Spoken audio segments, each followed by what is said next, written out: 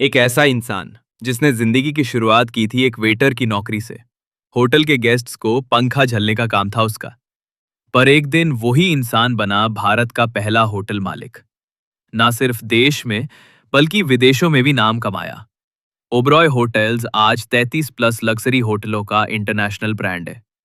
लेकिन क्या आपने कभी सोचा है ये सब कैसे शुरू हुआ?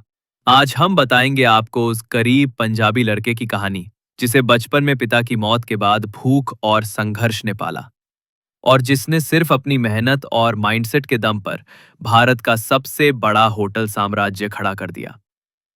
साल था 1898। पंजाब के भागा गांव में, अब पाकिस्तान में, एक लड़का पैदा हुआ। नाम था मोहन सिंह ओबरॉय। पिता रेलवे स्टेशन मास्टर थे, लेकिन जब मोहन सिर्फ 6 साल का था उनके पिता की मौत हो गई। घर में कमाने वाला कोई नहीं बचा। नतीजा, मां को बच्चों को लेकर ननिहाल जाना पड़ा। मोहन की जिंदगी गरीबी, असुरक्षा और संघर्ष से भरी हुई थी। बचपन से ही उसे समझ आ गया था, अगर कुछ करना है तो किस्मत पर नहीं, मेहनत और माइंडसेट पर भरोसा करना होगा। मोहन पढ़ाई में अच्छा था। 1922 में कॉलेज से ग्रेजुएट होकर वो शिमला पहुंचा, नौकरी की तलाश में। पर कोई नौकरी नहीं मिल रही थी। आखिर में द सेसिल होटल में एक छोटा सा काम मिला, पंखा झलने का। जी हाँ, गर्मियों में अमीर अंग्रेजों के लिए हाथ से पंखा झलना पड़ता था। तनख्वाह सिर्फ 20 रुपए प्रति माह। लेकिन यहां से कहानी ने मोड़ लिया। मोहन ने होटल के हर काम को ध्यान से देखा, किचन से लेकर क्लीनिंग तक, रिसेप्शन से लेकर गेस्ट मैनेजमेंट तक। धीरे धीरे उसने खुद को सीखा होटल कैसे चलते हैं। कुछ सालों में उसकी मेहनत रंग लाई। क्लार्क्स होटल में उन्हें रिसेप्शनिस्ट की नौकरी मिल गई, और फिर एक दिन क्लार्क्स के मालिक मिस्टर क्लार्क ने कहा, मैं रिटायर हो रहा हूं, क्या तुम होटल खरीदना चाहोगे? मोहन के पास पैसा तो नहीं था, पर जोश था। उसने बैंक से लोन लिया, जान पहचान वालों से उधार लिया, और 1934 में क्लार्क्स होटल के मालिक बन गए। यही से जन्म हुआ दी ओबरॉय ग्रुप का। आज के जमाने में कोई डूबती कंपनी हो तो कोई हाथ नहीं लगाता, लेकिन ओबरॉय ऐसे नहीं थे। वो बर्बाद हो चुके होटलों को खरीदते, उन्हें नया जीवन देते। उन्होंने खरीदा ग्रैमेडिन्स होटल दिल्ली, और फिर 1943 में खरीदा द इंपीरियल होटल का कंट्रोल। एक एक करके उन्होंने ओबरॉय होटल्स को भारत का सबसे बड़ा नाम बना दिया। 1956 में ओबरॉय ने वो किया जो कोई भारतीय तब तक नहीं कर पाया था।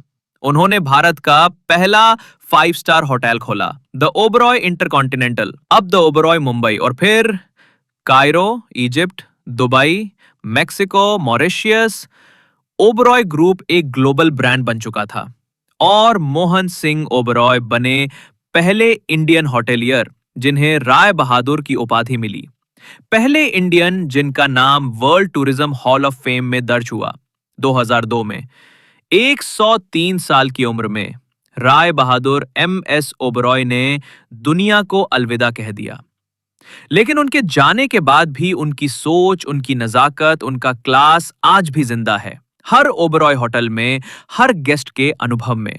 आज ओबरॉय होटल्स की कमान उनके बेटे PRS ओबरॉय और पोते विक्रम ओबरॉय के पास है, और ये ग्रुप भारत के सबसे एक्सपेंसिव होटल ब्रांड्स में गिना जाता है। सोचिए, जिसने कभी हाथ से पंखा झलने की नौकरी की थी, वो एक दिन बना भारत के लग्जरी होटल इंडस्ट्री का बादशाह। अगर मोहन सिंह ओबरॉय किसी बड़े शहर में पैदा नहीं हुए, अमीर खानदान से नहीं थे, कोई फैमिली बिजनेस नहीं मिला, तो फिर भी उन्होंने कर दिखाया। क्योंकि उन्होंने एक चीज अपनाई थी, ग्रोथ माइंडसेट। काम कोई भी छोटा नहीं होता। सोच अगर बड़ी है तो जिंदगी आपको वहीं पहुंचाएगी जहां आप पहुंचना चाहते हैं। अगर ये कहानी आपको प्रेरणा देती है तो इस वीडियो को शेयर कीजिए हर उस दोस्त को जो जिंदगी से हार मान चुका है। और याद रखिए, सक्सेस कभी एक्सपेंसिव डिग्री से नहीं आती, बल्कि एक्सपेंसिव सोच से आती है।